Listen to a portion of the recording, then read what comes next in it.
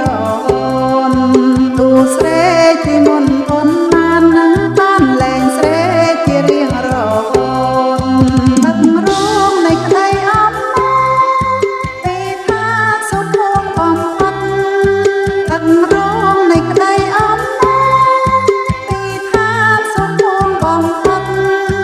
គឺព្រះវិញ្ញាណបរិសុទ្ធព្រះពុទ្ធសន្យាឲ្យដល់យើងខ្ញុំគឺព្រះវិញ្ញាណបរិសុទ្ធព្រះពុទ្ធសន្យាឲ្យដល់យើងខ្ញុំអំណោយទានរបស់ព្រះសម្រាប់គ្រប់មនុស្សតូចធំ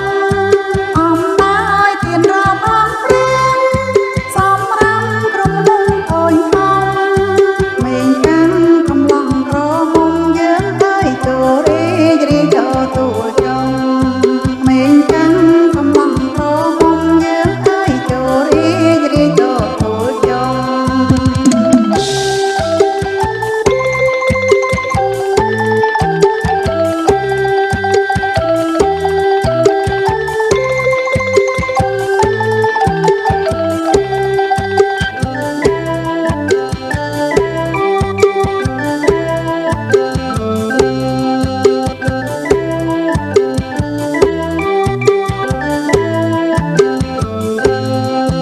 ទឹករងនៃក្តីអំណាទីថាសុខបំផុតទឹករងនៃក្តីអំណាទីថាសុខបំផុតគឺព្រះ